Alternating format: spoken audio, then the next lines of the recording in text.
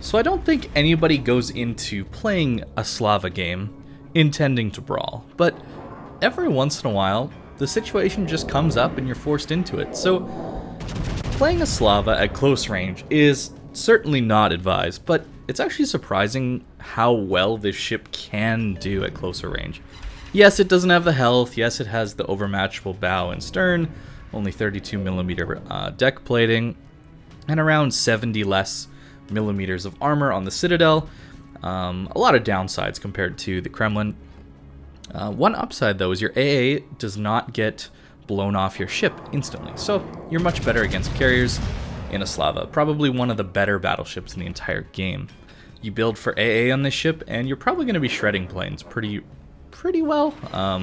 Obviously not guaranteed, but the AA is really good on this ship. As well as the accuracy. We know about Slava accuracy at this point. They do have smaller caliber guns and pretty low alpha for those caliber. Horrible turret traverse, but you get good range, decent concealment, and really good shell velocity. Brawling, though, is possible in this ship, and a lot of it has to do with just the strength of the design of the Kremlin hull. Yes, we don't quite have the armor of Kremlin, but if you slightly over-angle your ship, meaning people are tempted to shoot your broadside, you actually end up bouncing and shattering a lot of shells. And that's because your upper belt is very tough still for a battleship. And, of course, your Citadel has this weird slope on it that actually gives you even more effective armor. It's kind of angled into the ship from going from top to bottom of your Citadel armor. It's kind of tipped into the ship at a weird angle. And for whatever reason, that gives you even more effective armor, and people have a tough time citadeling you.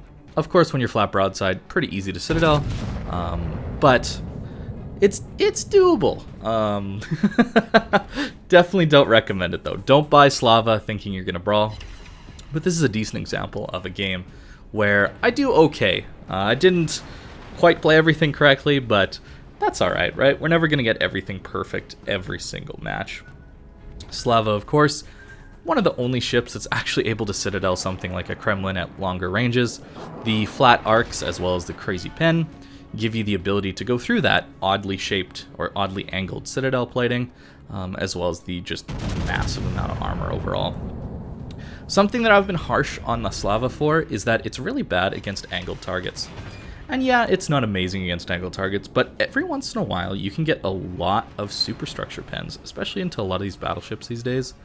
For whatever reason, I've been having better luck getting insane superstructure pens, upwards of 10,000 damage, into a fully angled battleship. And, well, that's not as much as you would maybe get on a broadside. And of course you're looking for those broadsides more often than bow-on shots. It's still decent enough damage. Of course, when you're playing the Slava, you should be trying to get on the broadside of the enemy team. Unfortunately, we didn't really have anybody sticking middle in this match, but the reason I went so wide on this flank is that I spawned on this flank, and we did have a couple battleships spawn mid. At least one of them. I think the Conqueror actually just came all the way out here with me. So now we're taking around the same angle, but the idea was there that if you have a battleship and maybe some radar cruisers like our Des Moines holding on this corner, it's pretty hard for the enemy team to push through the A-cap, especially if you have battleships close to the middle of the map as well.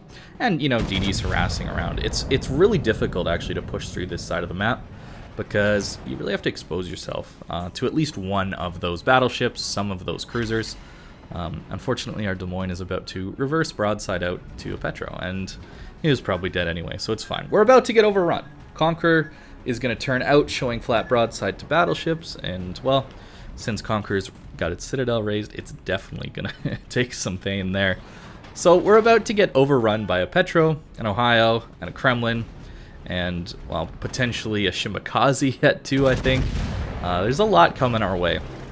And I'm stuck bow in. I played this lazily.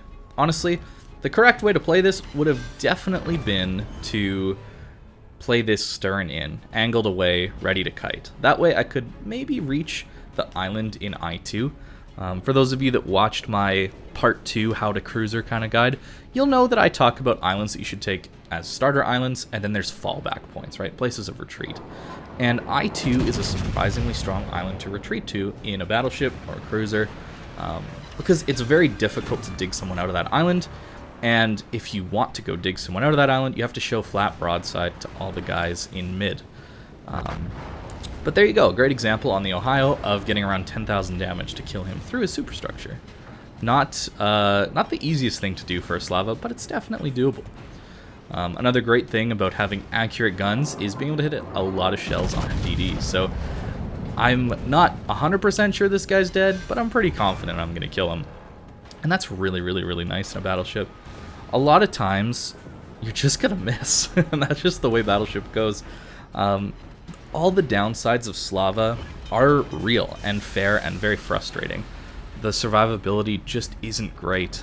The alpha damage isn't amazing. The turret traverse sucks. But having these consistent, accurate guns is something I'm valuing more and more recently. You'll know that I've always been more of an Ohio person over a Slava for at least Research Bureau battleships. It might be starting to shift a little more in Slava's favor. Unfortunately, our guns can't quite depress into the Petro's citadel, so we get overpens, hit his turrets, that kind of thing. But Petro can't really turn his guns very quickly either, so as long as we angle to the Kremlin, he got a citadel on us earlier, but that's okay. That's where the somewhat tankiness comes in when you're slightly angled. You can see the Kremlin only did around 15k damage to us there when we were slightly angled. That's a lot less than you would expect for a ship that people say is so squishy. Here, I'm aiming completely wrong. I haven't looked at Petro's armor model in a while, and I'm just hitting angled 50mm plating. I should be aiming up higher. I'll show you that in a little bit. But we're brawling it out. We got 165k damage. We even got secondary hits. Here, unfortunately, I over-angle. You can see I can get all my turrets onto this guy, no problem. But I'm over-angling now too much, and the Kremlin will just be able to get full pens on my broadside and probably kill me. Flat broadside, it's good for 2 citadels, which isn't bad, honestly. And there you go. A fast 205,000 damage. Only around 6 or 7 minutes after we started getting damage. That's pretty quick. Slava is a great ship still. Of course, you do hopefully want to have a team around you, but it's not bad even if you get stuck on your own. There are ways of getting out of it. So while we did die pretty quickly there, let's be honest, I was actually surprised myself at how long I actually lasted against some of the hardest ships to kill, Petro as well as Kremlin. In close range fights, I mean, Slava should not be getting that much damage off of those guys in my mind. I think I did a pretty good job there, and I was surprised at how well the Slava handled a close quarters engagement compared to what my expectations were. Obviously, we didn't do particularly well, but my expectations were that I was just going to get blasted out of the water by the Petro as soon as he got my side or something like that. And we lasted a little bit longer than I thought. You're taking a look at the build. It is very similar to my Kremlin. I don't think there's anything too special about the captain build. But to just real quick take a look at the Petro and the armor I was talking about, I thought, for whatever reason, this was just all 25mm back here. You can see I was shooting into this 50mm plate. This is the value of knowing the armor layout of an enemy ship.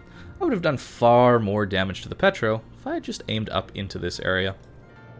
We would overmatch through this stuff, and then, of course, there's an overmatchable plating right here. So you've got a lot of the ship to go into here to not get overpens, right? If you aim back here too much, it's just going to fly out. But this aiming in here, just behind this upper belt, would be a really, really good spot to shoot on the Petro. Same with the bow. Anytime I'm facing a bow in Petro, I usually wait for them to angle something like this, and then I shoot them right in here. You get pens into the turret, barbettes, everything.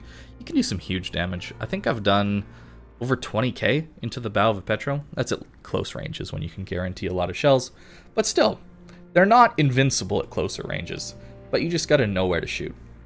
Anyways, thank you guys for watching. I hope you enjoyed this kind of weird Slava video. You might see some more games out of that ship, just because I've been a little frustrated with the inconsistency of battleships recently, and Slava, of course, is one of the more consistent ones. So thank you very much for watching, and I hope you have a great day.